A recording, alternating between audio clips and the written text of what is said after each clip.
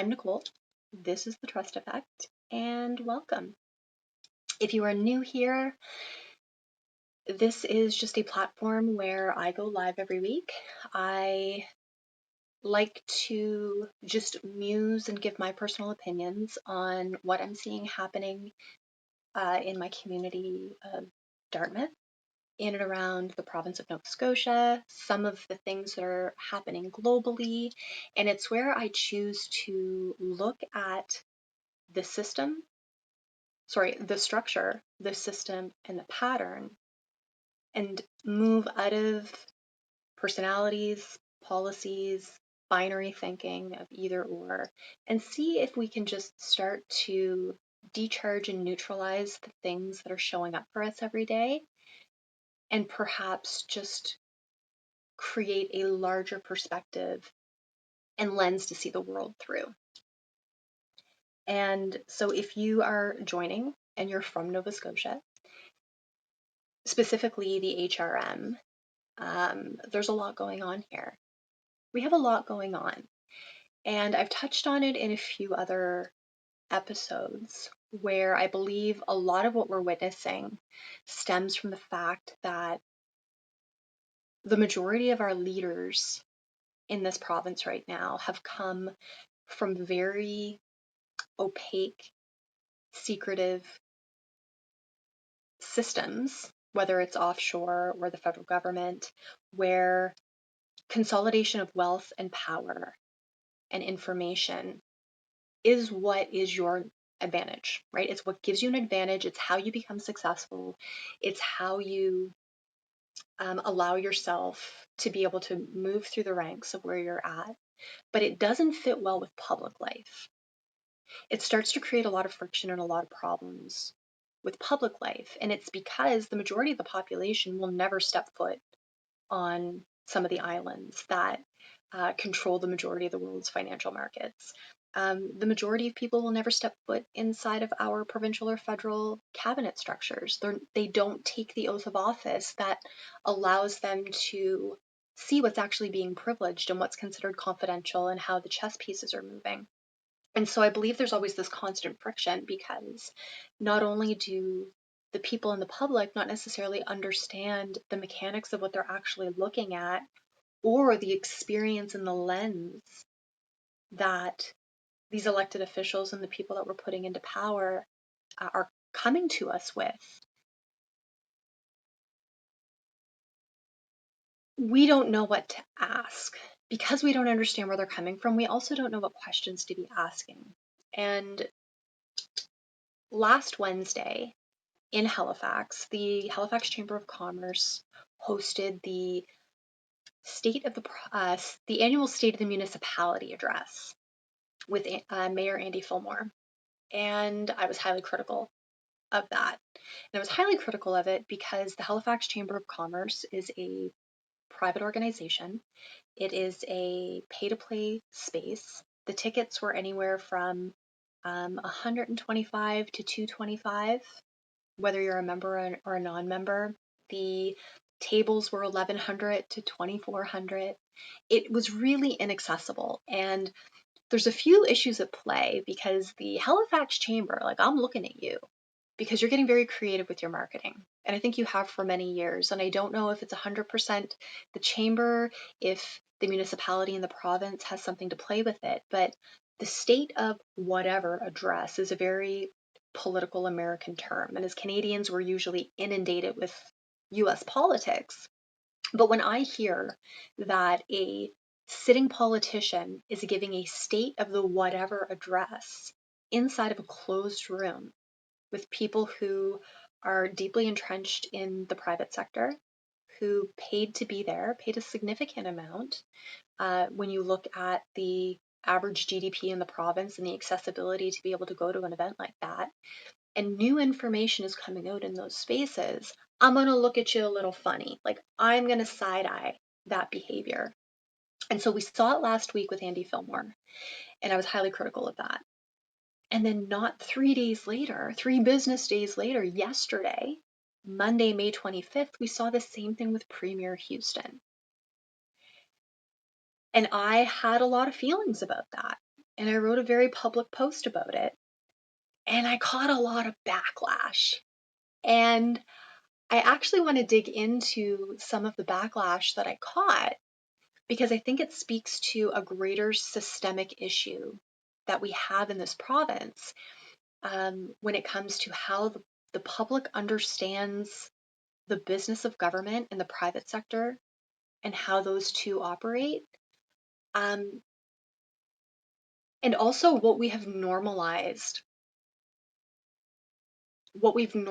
in this province, either through convention or traditional business practices, that's actually precipitating a lot of the issues that we currently find ourselves in. It's upholding the ecosystem that when we start having issues with healthcare, infrastructure, education, taxes, bike lanes, oh my God, bike lanes in HRM, environmental issues, energy issues, they're compounding from ecosystems that are created by institutions like the Halifax Chamber of Commerce. So if I specifically look at the event yesterday with Tim Houston, one of the biggest criticisms that I was catching was that I didn't understand the purpose of the State of the Province address, that I was confusing the State of the Province address with like a throne speech or a budget commission or budget committee speech or some of the other public speeches that Tim Houston should be doing. And I didn't. I knew that was not a official public speech. But yet it appears that some new information did come out in that room of 800 people where the tickets for his were anywhere from $150 to $250. $1,500 to $2,500 for a table. New information came out. There's some things that we weren't necessarily aware of. And one of my biggest criticisms with Tim Houston is that he is so opaque, that he moves in secrecy, that he prefers closed room conversations, that transparency is a big issue with him. Now, if we take a 50-foot view, and I spoke about this last week, from everything I can find on his biography, and for all intents and purposes, he left university, went to Bermuda, worked for Deloitte, stayed inside of that very concentrated market of offshore corporate administration, finance, insurance, reinsurance, etc., and then came back to enter Nova Scotia politics. And those two just don't marry well. And so it's one thing to criticize Tim Houston as the person, as the premier, and then it's another thing to step back and go, well, what environment was he raised in, really? Where did he cut his teeth? How did he build the business acumen that was sold to us through elections that would qualify him to be the premier of the province? And that, for all intents and purposes, appears to have come exclusively through Bermuda, which is one of the magic circle islands in the Caribbean where the big four, Deloitte, Ernst & Young, KPMG, and Maples, operate and operate really well. And there's a massive consolidation of wealth. There is a massive consolidation of power and extreme secrecy in those spaces. And it's only usually through events like WikiLeaks or the Paradise Papers or the Panama Papers that the general public actually gets a view into what's actually happening in those spaces, how businesses are run. We don't get to see that often. And what I find really interesting is how Hollywood always comes back and kind of shows us things after the fact that we should probably be aware of. And it's kind of like two truths and a lie, where you see some things that are like highly accurate, and then there's other things where you're like, man, that's a little bit dramatized, which it would. But there's a couple docudramas that I've always found interesting in terms of looking back and kind of putting the dots together, have taught me a lot. And as my life experience and work experience grew, I was able to map those systems really in an interesting way. And because the world of corporate administration and insurance is so dry, it is so dry, so dry. And people used to ask me on a regular basis, Nicole, what do you do? What do you do for work? Like, explain it to me. And then within 5 seconds, they're glazing over. But some movies that I found interesting. This one's not related, but kind of related if you understand the legal landscape in Nova Scotia. The first one was Spotlight, which was the accounting of the cardinal law discovery in Boston and the abuse charges in the Catholic Church. The next was The Big Short, which walked us through the mortgage meltdown of 2008 and exactly what was happening between the banks, the brokers, the rating agencies, and kind of how that came to be. And not only how that came to be, but also how a handful of people who could recognize the patterns and get ahead of it, which is why I talk so much about patterns, were able to capitalize on that crash and make extraordinary amounts of money.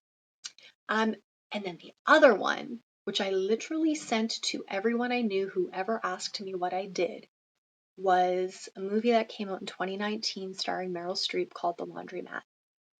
And The Laundromat, at a high level synopsis, Meryl Streep and her husband, they go on a vacation. They're on something, we have it here, it's called like the Harbor Hopper, where it's an amphibious vehicle. They go in it, there's an accident, her husband dies. And then at the end of the day, the victims of that accident never got the insurance payouts that they were required to get, that they should have received. And she starts to follow the money and follow the signatures, and it takes her into these offshore jurisdictions where she's digging through a lot of the corporate administrative documents and trying to figure out who didn't pay and why. Ultimately, you find out at the end of the meeting, and my goodness, I cannot remember the name of the firm, so I'm going to Google it. The movie was actually about the Panama Papers, and it was about the law firm, Panama Papers, the law firm, oh my gosh, I can't remember, Morantz,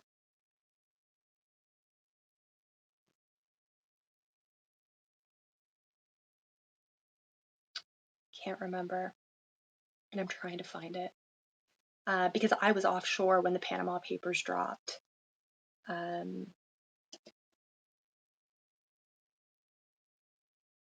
Mossack Fonseca, and they were a corporate service provider, which is exactly what I was doing. But what this movie shows and what she uncovers, she's showing it in a tiny little corporate service provider firm. Well, I took that entire process. It was my job to take that tiny little process and centralize it and globalize it for some of the world's largest private equity firms. And it's also why I had to leave that world, because when I understood what it was that I was doing and the ripple effect and the impact that it was going to have over time, that's when burnout came in. That's when my body started shutting down. And I now look back and I'm like, oh, my conscience literally would not allow me to continue to do that work. But it was really interesting. And the reason this matters is that in Nova Scotia, one thing we do know about Tim Houston is that his name did come up in the Paradise Papers, which actually dropped in 2017. And it doesn't mean he did anything wrong. It doesn't mean that he committed a crime, because when you're in those spaces and you're providing what's known as a fiduciary service, you are usually being hired by corporations who have entities registered in your jurisdiction, your country, to be able to provide directorship services. So you may be hiring someone to be a director or an officer or a secretary on your company so that they can attend the quarterly, annual, biannual meetings that need to happen, and report back on the health, if you will, of that entity. That's normal.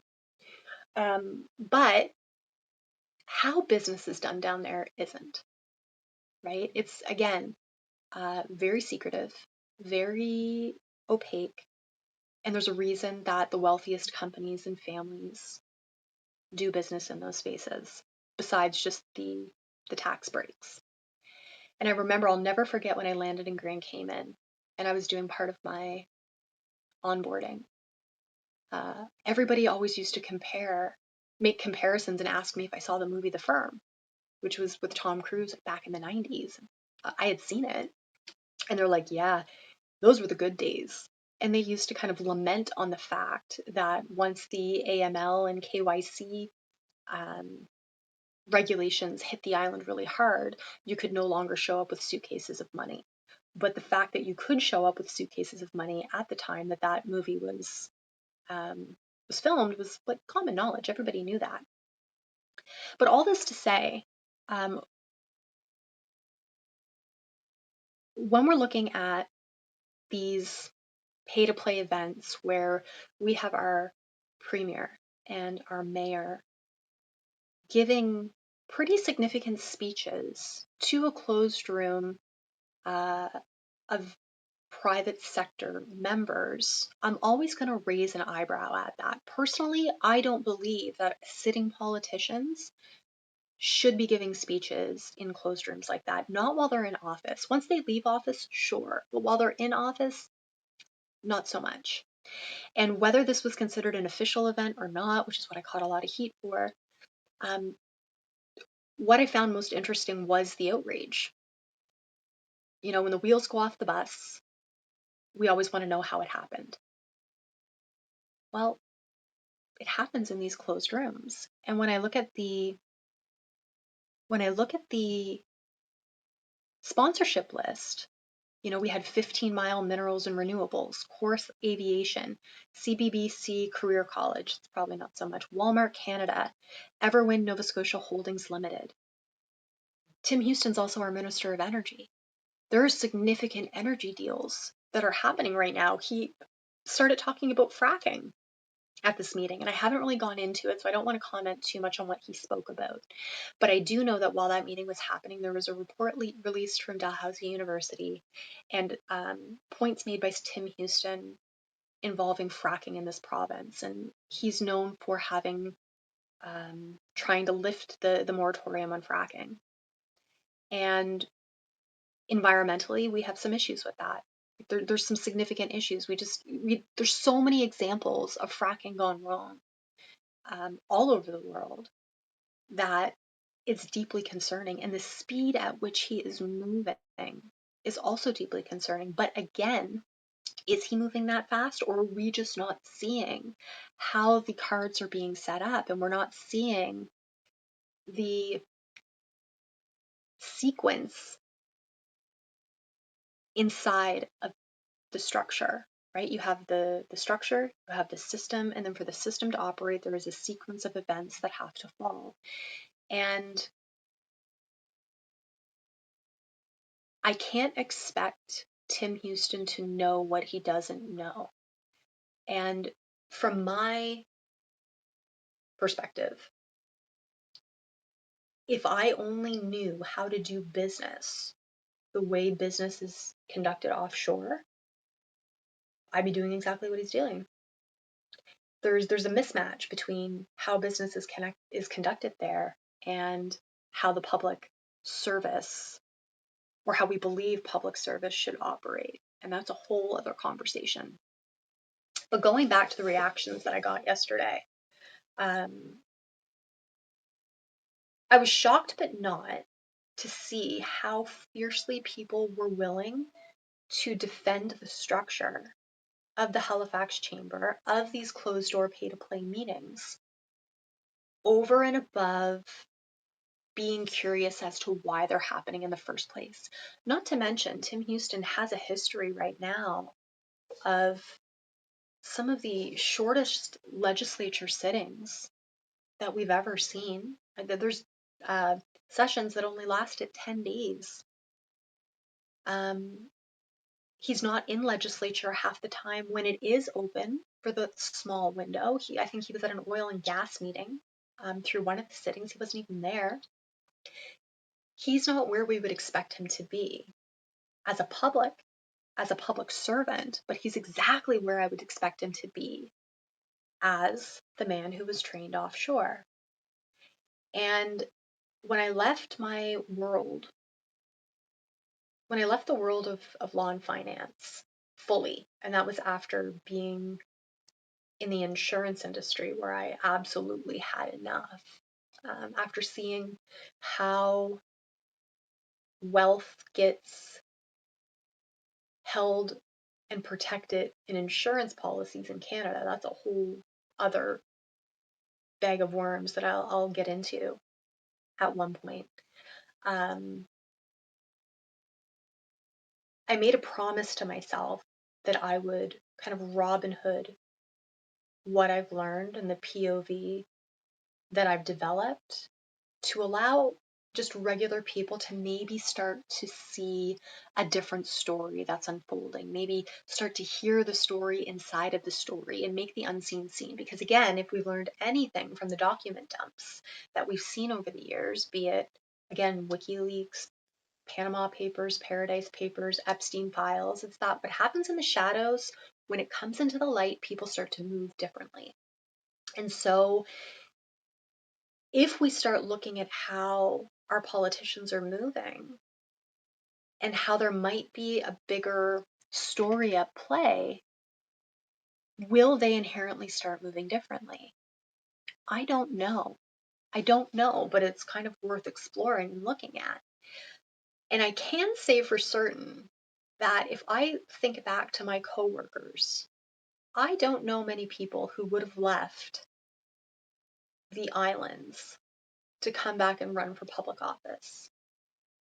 That would be considered almost a step backwards, unless it's not, right?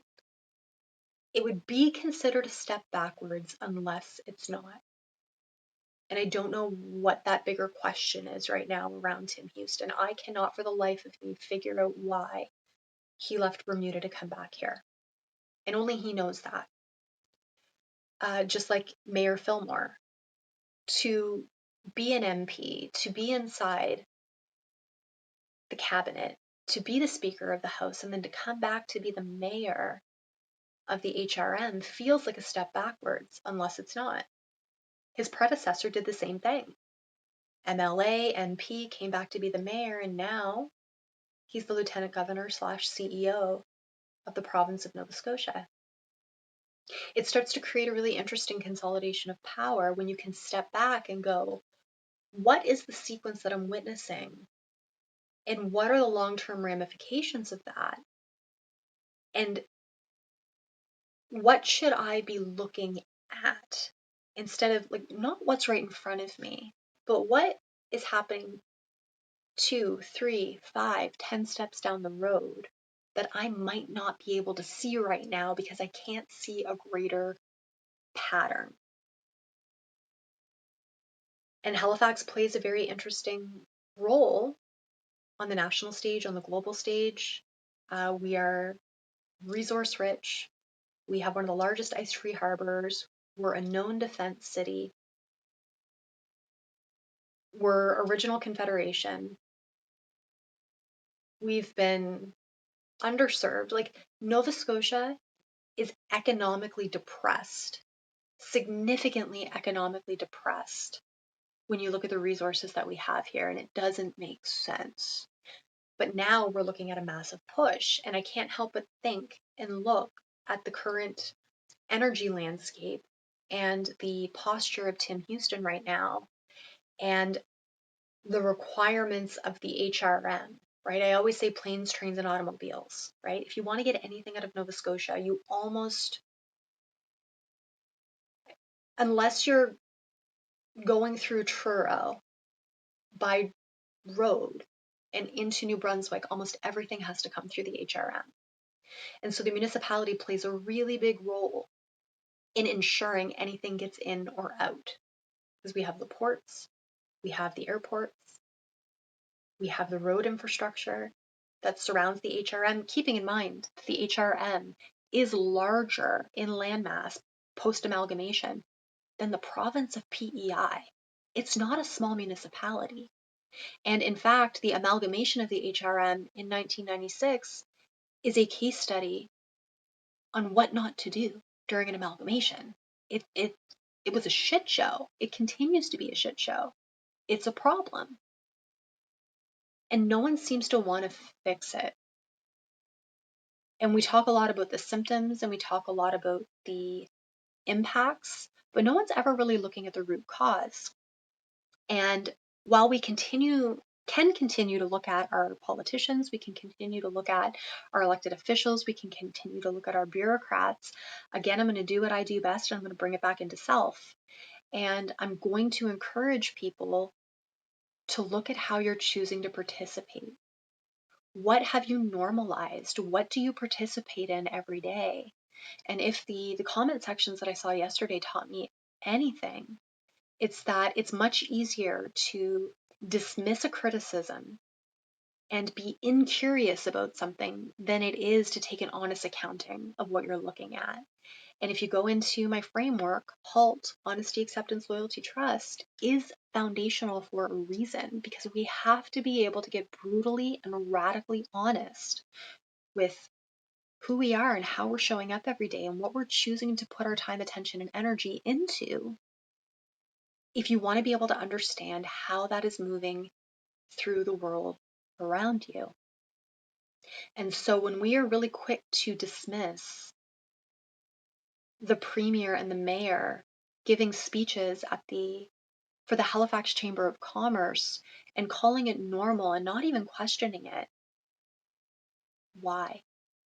What does it cost you to question that? What is your investment in that narrative? And why is it so difficult to look at it? And there's a million reasons for that. There's a million reasons for that. But that is the primary curiosity that we need to start embodying. And it's not isolated just to public office, right? Because the problem is, and I think this is why so many people are averse to it. And I just had a beautiful conversation this morning with a gentleman I ran into on the sidewalk while I was walking my dog, is that a lot of people don't have the capacity to get that honest with themselves because of what it reveals, not only about who you're currently being, but who you've been and the state of your relationships and the quality of the life that you're choosing to live, what you allow, what you don't allow, what you run from, what you run towards, and how that ultimately creates how you're experiencing the world. It shows up in our relationships, it shows up in our workplace, it shows up in our communities, it shows up in our body, it shows up in our emotional state, in our ability to process information, in the environments that we inhabit, in the belief systems that we hold on to, in our ability to create and maintain and sustain material wealth, in what we show up in purpose, how we show up in purpose. It's all impacted on your ability to be radically and brutally honest. And honesty has layers to it, because when you think you've been really honest, then something else is going to come in and go, there's still something you're not looking at, because we all have blind spots. We all have subconscious programming that we're running from and running on, I should say. But we just have to be willing to get curious, really brutally, honestly curious about how we show up in the world. And one of my biggest criticisms about the government and public service and what it's become is the fact that, in my opinion and my belief, politics shouldn't be a career. Public service and career politicians don't mesh well. They don't feel mutually exclusive. And you start to lose the plot when your job security is attached to these spaces, right? This is where the honesty part comes in. And I'm just going to close my window because we have a lawnmower. And I completely lost my train of thought. But we start getting into really murky territory when we Right, blind spots. We get into really murky territory when our elected officials become career politicians. We have a sitting councillor right now in the HRM who's been there for 22 and a half years, minus the 4 years he sat as an MLA. And I don't know about you, but if you've ever worked in an office and you look at the new people that come in that are eager, that want to learn, that see things that most people don't because it's fresh eyes, versus your legacy employees that are kind of phoning it in, there's a difference, right? There's blind spots. When you show up and do something every day, it becomes really easy to go into autopilot, which is why if you've ever worked in, I spent a lot of time in change management inside of corporations, and having to implement new policies and procedures and workflows is so incredibly difficult, because any tiny disruption to what someone does routinely every day just wreaks havoc, because it takes people out of their inherent autopilot and ability to kind of move in that direction and work efficiently in that way. And then they have to stop and start thinking about what they're doing, and it creates room for error. People typically are not, I'm so sorry, this is really distracting me. It's where a lot of mistakes start to happen. Now, if you're implementing your change management correctly and you have the appropriate buy-in, you have some bumps, but then they smooth out. It's not a big deal. But I take that lens and I put it onto government, who in the province of Nova Scotia, the government's one of the largest employers. How is the government one of the largest employers? That's mind-blowing to me. That tells me that we are never going to get out from underneath of our debts. We're never going to get out from underneath these deficits. And we now have a large contingent of this population beholden to doing what they're told to do every day. And so when you also get into positions like this, if you're not part of a union, once you're in, it's kind of common knowledge that when you have a government job, you've kind of hit the jackpot. You're in, you get your pension, you have a steady paycheck, you get all the holidays. There's a lot of incentives to working with the government. And in my experience in dealing with the different agencies, they are so heavily siloed. I think most people would agree that the right hand never knows what the left hand is doing. And in the organizations I've come from, that was highly detrimental. Everybody had to know what each person was doing in order for us to be rowing in the same direction. But when you get into the government, everything is so heavily siloed, it becomes really easy to do something repetitively, not understand how it connects to something else and what the actual impact and ripple effect is going to be over time. And I've spoken to a lot of people that are there because they want to get their pension and they consider themselves a paper pusher. And my question is, what are the words on the paper that you're pushing? What are the patterns that you're seeing over time? Because if you're doing something that allows you to go into autopilot and do it repetitively over time, there's a pattern to that. What is that pattern? And what is the greater puzzle that it fits into? What is that? And what is the outcome of that?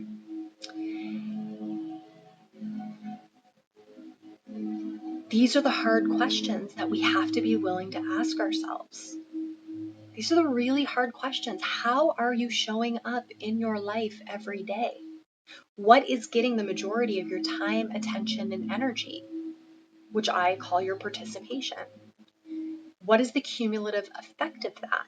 So whether it's at your job, in your relationships, with your children, with your family, with your friends, with your community, in your job, everything has a compounding effect. And if we can start being really honest with ourselves about why we're doing what we're doing every day, and start critically looking at and getting curious at the quality of the results that it's producing, I don't know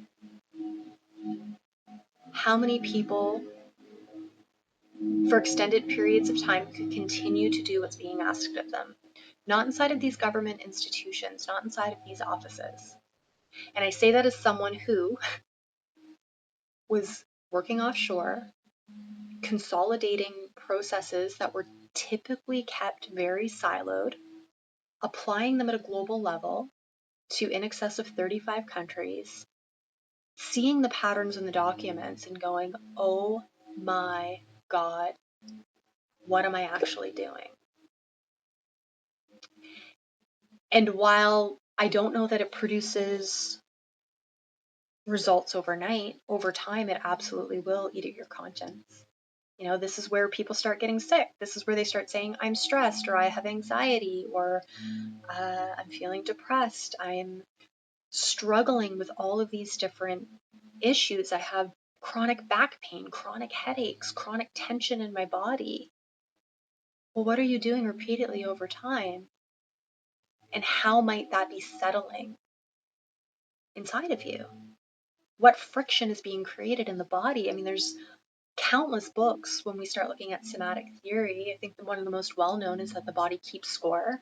Dr. Gabor Mate talks about trauma and the body extensively. Your body will always tell you when you're out of alignment. That was the heart of my burnout. And so the invitation, as I said, is always to halt. Always halt. Honesty, acceptance, loyalty, trust. Can you run through that sequence when you're sitting inside of something that maybe doesn't feel right, doesn't sound right, doesn't look right, and really start with honesty? It has to start with honesty. Can you get brutally honest about who you're being, what you're participating in, what's happening around you, and whether or not it feels true? Because if you can't be brutally honest and accept where you are at and how you got there, and eventually maybe forgive yourself if it's not so great, right? You got to work on that forgiveness piece. Only then can you start making better choices that will build loyalty with yourself, because you're acting from a place of alignment, because you're being honest and you can accept what's in front of you. You're being really present. You're no longer choosing to self-betray by ignoring the things that don't feel correct to you, or by ignoring something going, well, that's someone else's problem. It'll become your problem eventually. And only when you can do that consistently over time do you begin to build trust with yourself. And when you can build trust with yourself, it becomes very easy to start looking outside of you and understanding where trust is building and where it's breaking. And then you get to choose how you want to participate every day. Do you want to participate in the areas where trust is building and where it is growing and where it is, you can tangibly see trustworthy outcomes? Or are you going to continue putting your time, attention, and energy into the spaces where trust is clearly breaking? And those, I think, are the big questions that are plaguing society right now, if we have to think of it as an umbrella, because the world we have didn't just magically appear. We created it. Every single person, every single minute of every single day is participating in ways that is creating what they're experiencing. And until we can get really, really curious about that, you're always going to feel like you're a victim. You're always going to feel like there's a villain. You're always going to be looking for a hero to come in and save you, instead of choosing to step back and go, well, anyone can be all three of those at any time, including myself. Can I witness when that's happening, take a beat, and make a better decision?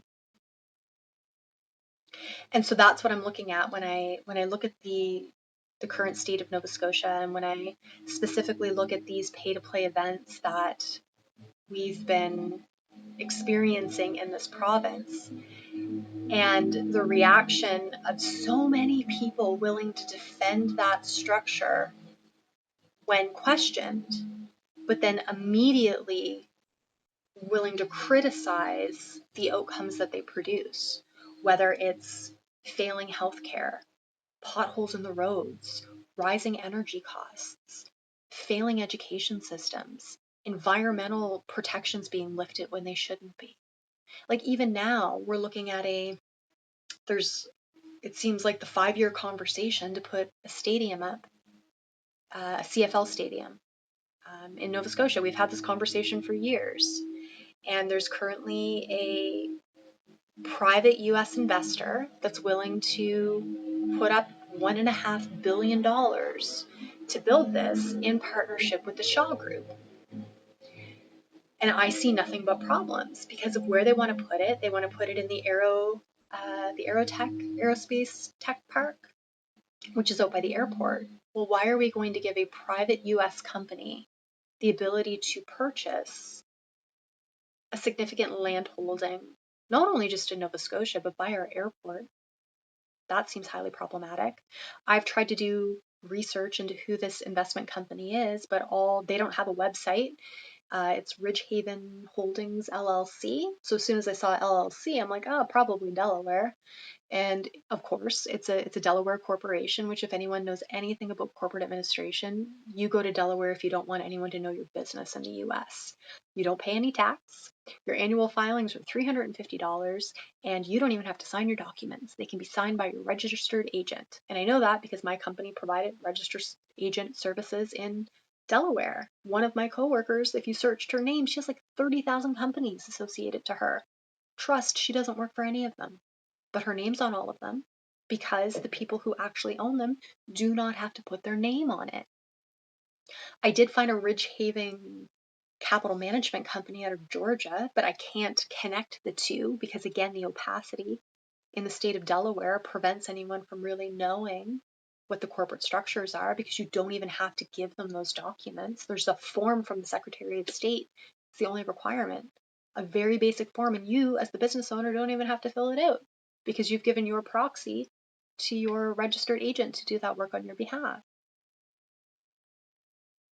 And then there's the Shaw Group. There's a development here in Dartmouth where Clayton Developments was awarded a contract to build a couple hundred homes.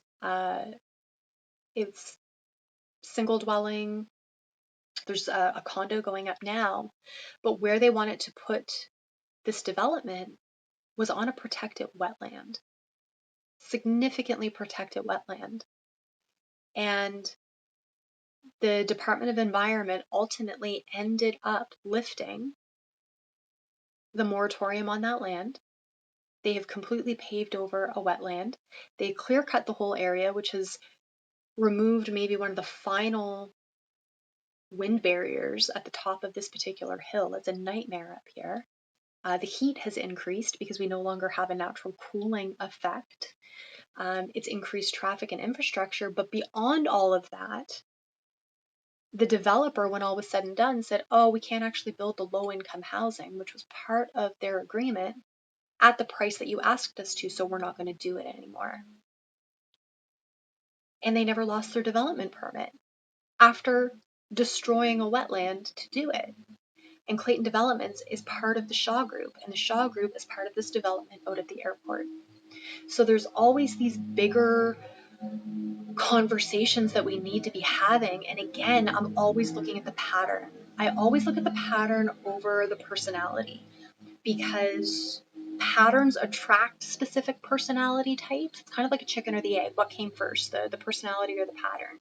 Usually it is a pattern that will attract a very specific personality type, right? So you have the structure that is the province of Nova Scotia. You have the system, which are all of the ABCs, Ds of government, agency, boards, commissions, and departments of government.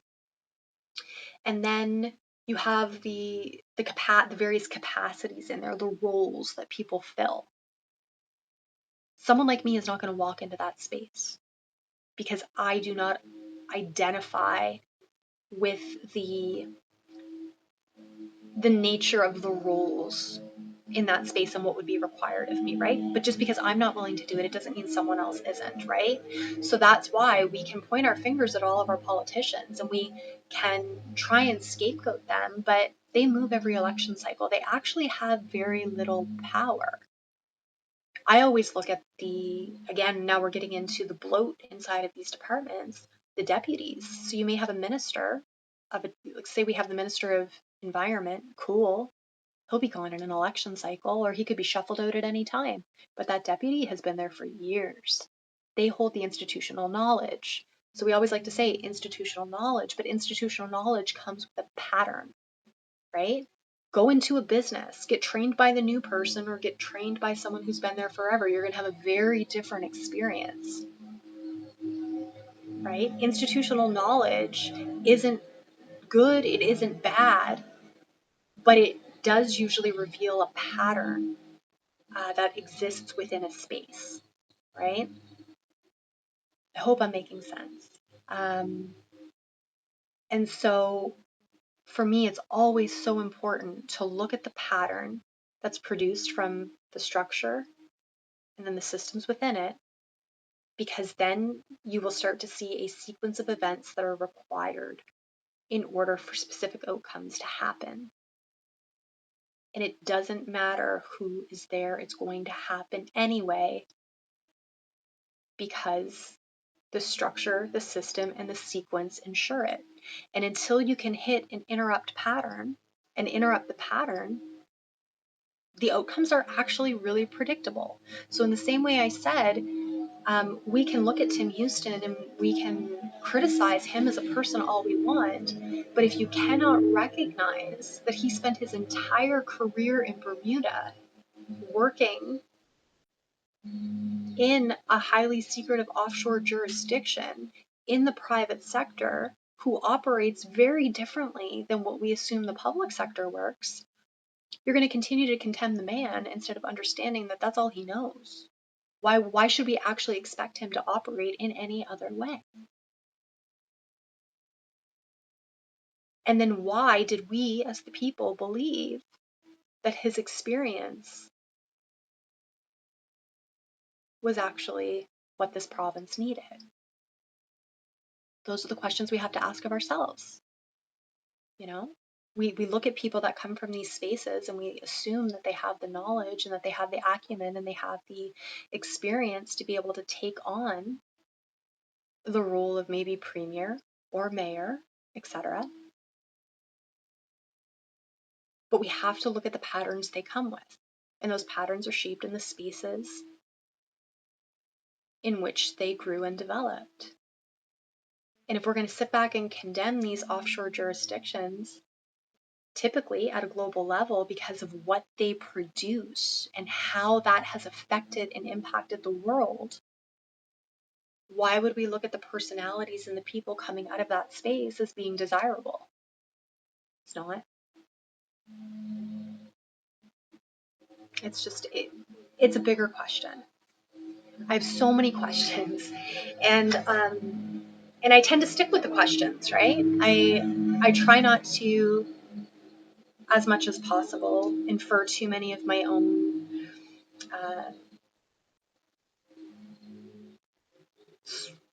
solutions, or I'm not quick to create or disseminate conclusions. It's not really what I do. I'm more of a questioner. And I think that questions produce far more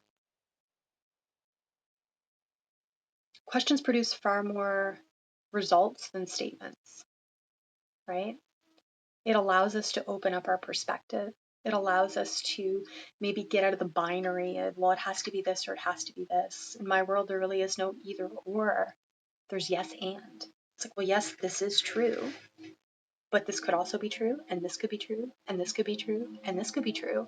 But if we can't recognize that we get caught in the binary and we don't see what's sitting in those unseen spaces.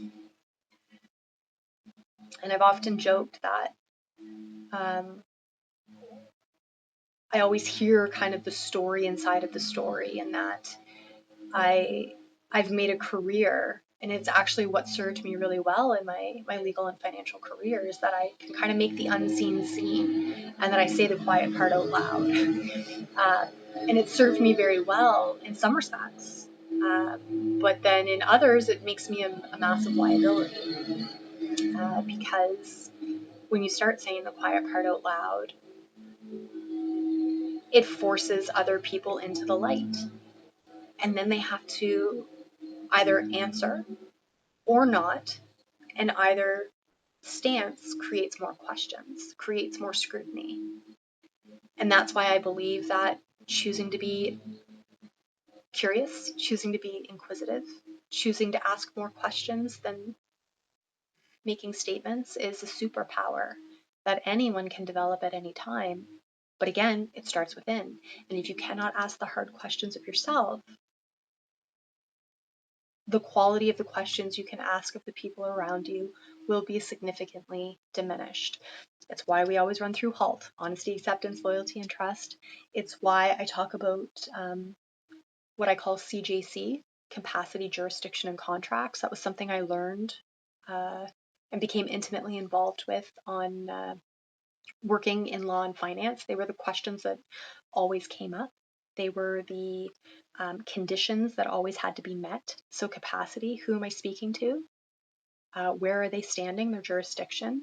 What contracts bind them to those places? So based on role and where they're at, what are the laws, the regulations, the contracts that keep them in line? Really important to know when you're working in international jurisdictions to make sure that you're staying legally compliant, financially compliant. But we rarely apply that inward, right? If you ask someone, who are you? They're going to give you their name. They're going to give you what they do for work. They might tell you that they're a mother or a father or a brother, a sister, a son, a daughter. But those are all capacities. And you rarely, if ever, hold more than one capacity at a time. You can only ever be one person at a time. You have to know who you are. And once you know who you are, then you start getting more curious about who's standing in front of you and what capacity they're occupying and where they're standing, right? Because I can be talking to someone who's a teacher, but if she's not standing in the classroom, is she a teacher in that moment? Yes or no? I don't like, these are the questions we have to be asking. When I'm talking to Premier Tim Houston, for example, Premier Tim Houston, MLA Tim Houston, Minister of Energy Tim Houston, Minister of, I don't know, Intergovernmental Affairs. These are 4 different people. He's not wearing all 4 hats at the same time. And if I ask Premier Houston a question about that can only be answered by Minister of Energy Tim Houston, the answers aren't going to be correct because he doesn't have the capacity or the jurisdiction or the contracts to answer it in a way that is required.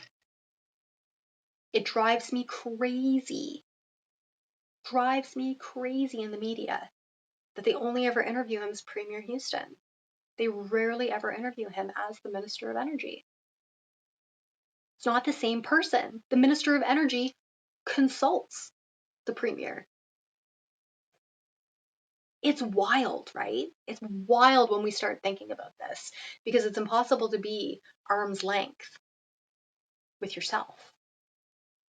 But yet, we are at all times, depending on how many roles we occupy within our life.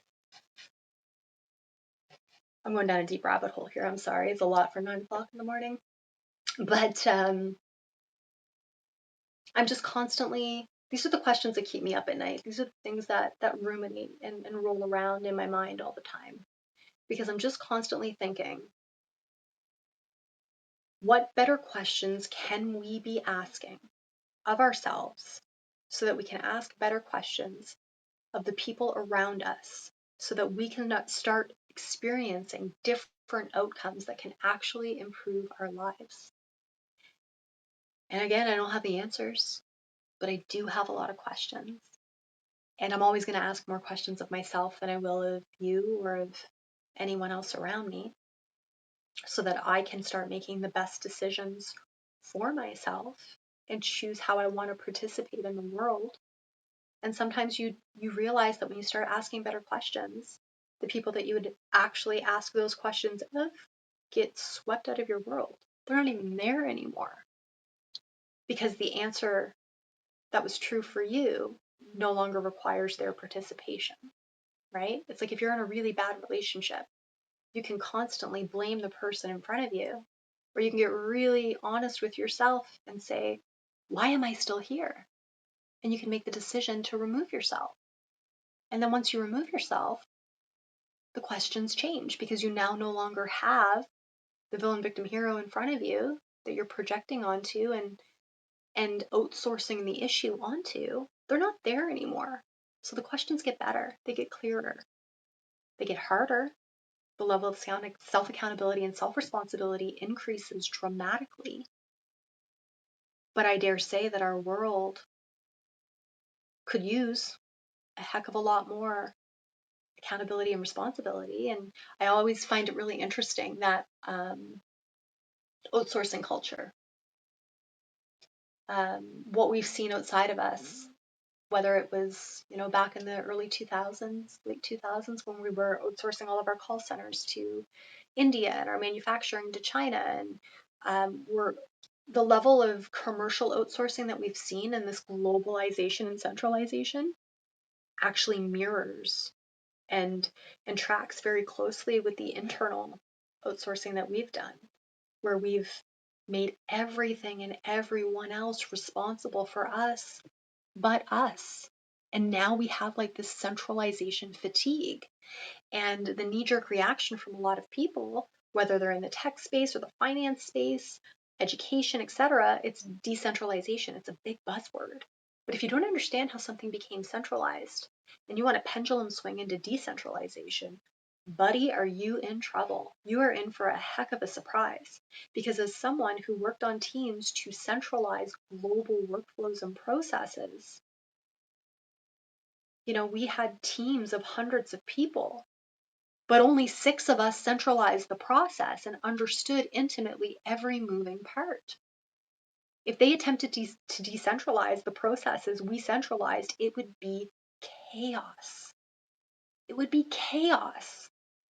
And that's why the first thing when we're thinking of centralization, decentralization, and unhooking has to be, how many ways have I outsourced my own accountability and responsibility?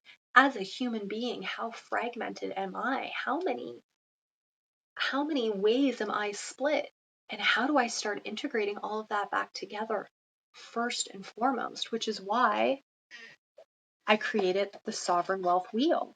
It's why, for me,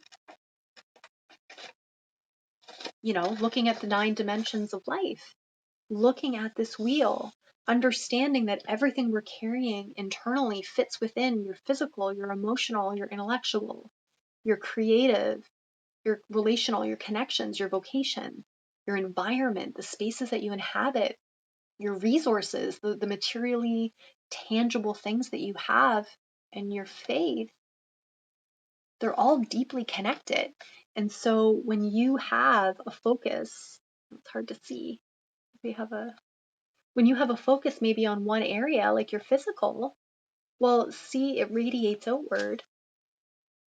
Because just because something's affecting you physically, nothing else remains untouched. And what I learned intimately during my own burnout journey was that,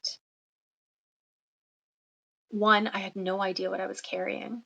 And 2, I didn't know where everything went. And I often use Marie Kondo as my example because she was the does it bring you joy lady. And she was notorious for home organization, where she would take everything in your house, dump it into a single room so you could see all of it, and then tell you to put it in a bucket. Does it bring you joy? Do you have the capacity and the space to hold on to it? Yes or no? Put it in a bucket. That's essentially like the intellectual psyche version of that. Because until you know what you're holding and how it impacts everything else in your life, you will continue to overcapacitate, rely on potential to try and grind through your life and wonder why so many things are failing. And the moment we can realize that potential has a capacity limit, and that there's only so much we can carry, there's only so much we can hold, and that most of what we're carrying and holding doesn't even belong to us because we can't be honest enough with ourselves about who we're being in our life to know what we want to hold and what we want to release, it becomes really hard. And so this like mental exercise that you can run through really starts to change the game. And once you apply it inward, it immediately starts to radiate outward because it affects how you see the world, how you participate in it, what you allow, what you no longer allow. It's mind blowing. It's mind blowing. And it's just something that I'm very passionate about. And that's why I do the trust effect. And why I sit on a camera and I ramble every week. And I try and share what's on my heart and hope that it provides a little bit of value or a nugget of inspiration. Or when I speak more about how I interface with our governments, that my audacity and tenacity can inspire you to also maybe step outside of your comfort zone and have conversations you might not otherwise have, or ask the questions that you may not otherwise ask, and say the quiet parts out loud that have the ability to create significant impact for both yourself, others around you, and God willing, future generations. Because we all know what it's like to live with the impact of the previous generations and what it feels like to be projected on. Like if you're a millennial like me and you look at the impact and the ramification of decisions made by the boomer generation, you understand it, but the boomers can't see outside their blind spots, right? You only know what you know and you don't what you don't. And it comes down to being willing to take that really honest accounting, right? And so as a millennial, I'm looking at Gen Z, I'm looking at Gen Alpha, and I'm asking myself, what decisions am I making today that is going to impact them going forward? And can I think beyond myself and hopefully create a trail of information and wisdom and perspective and some questions that might make it a little easier for them? And I think that's just part of being a good steward.